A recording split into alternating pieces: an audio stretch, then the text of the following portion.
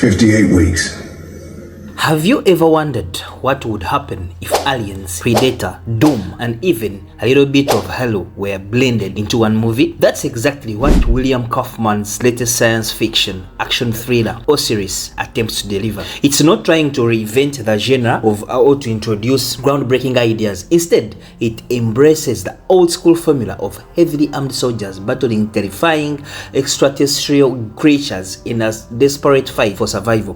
The real question is, does that formula still work in 2026? Let's dive in. Released in July 2025, Osiris is directed and co-written by William Kaufman, a filmmaker well known for the military action movies like The Channel, Warhorse 1, and The Marine 4. This time, Kaufman takes his experience with tactical combat and places in it to an entirely different battlefield, outer space. The film stars Max Martini as Sergeant Kelly alongside Brianna Hildebrand, LaMonica Garrett, and Mike Irby, and action legend Linda Hamilton in a supporting role. The movie runs for just over 100 minutes and were produced on a modest budget before being released in theaters and on digital platforms by Vertigo.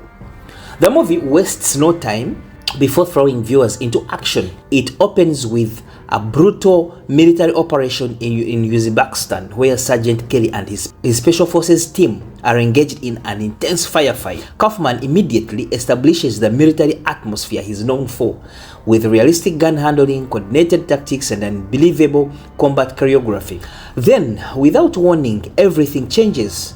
During the middle of the battle, a mysterious alien spacecraft appears, abducting the soldiers and transporting them far from Earth. When they wake up, they find themselves imprisoned in an anonymous alien vessel, surrounded by horrifying creatures and evidence that they are far from the first humans to be captured. This is where Osiris truly reveals what kind of movie it wants to be. If you have watched James Cameron's Aliens, Tom McTiernan's Predator, then almost everything will feel familiar.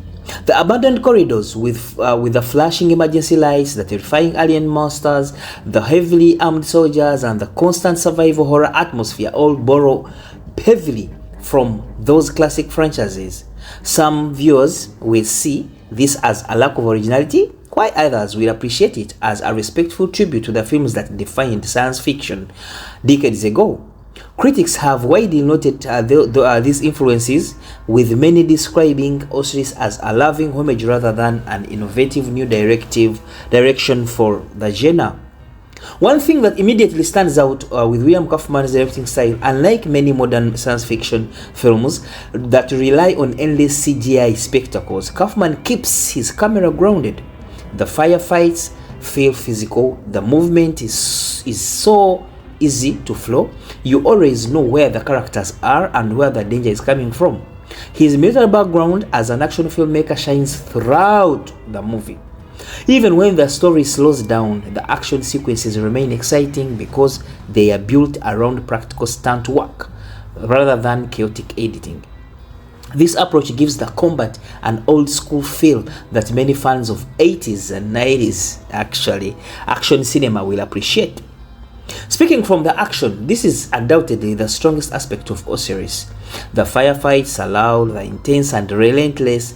Instead of relying solely on futuristic weapons, the soldiers' conventional military tactics are against technologically superior enemies. Watching trained commandos adapt to an unfamiliar battlefield creates genuine tension, especially when the aliens begin demonstrating abilities that humans simply cannot match.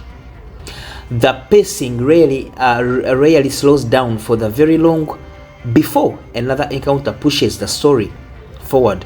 Even critics who were disappointed by the screenplay generally agreed that Kaufman knows exactly how to stage exciting action scenes. The performances are solid even if the screenplay doesn't always give the actors much work with. Max Martini is expectedly the kind of the actor you expect to lead a military science fiction film.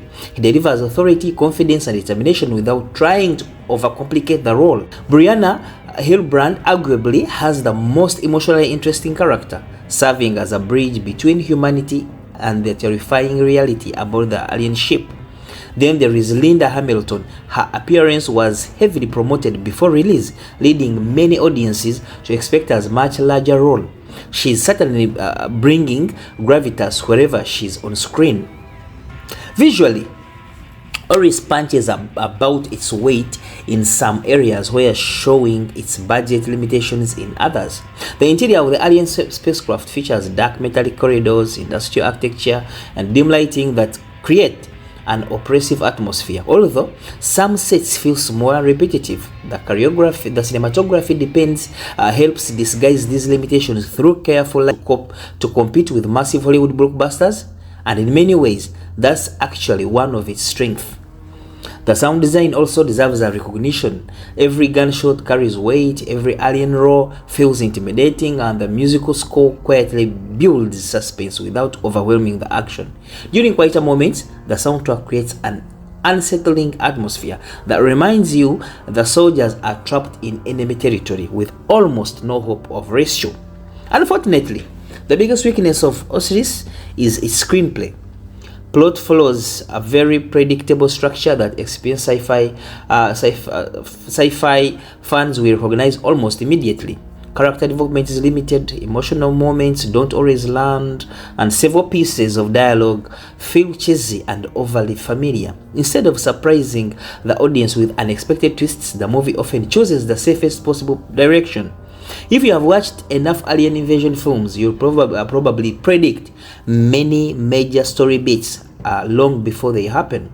Critics constantly pointed to the script's lack of originality as the film's greatest flaw.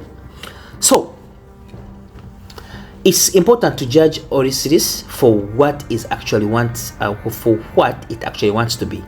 This isn't Interstellar, or it isn't Arrival.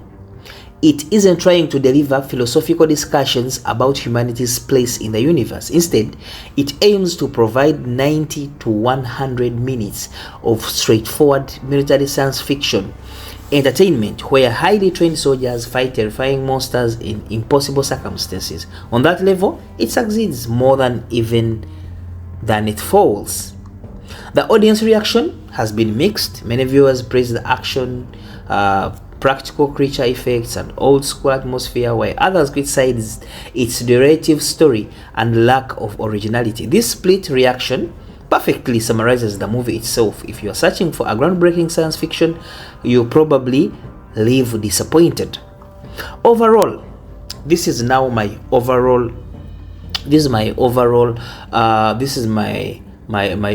review. I would give Osiris a 7.5 out of 10.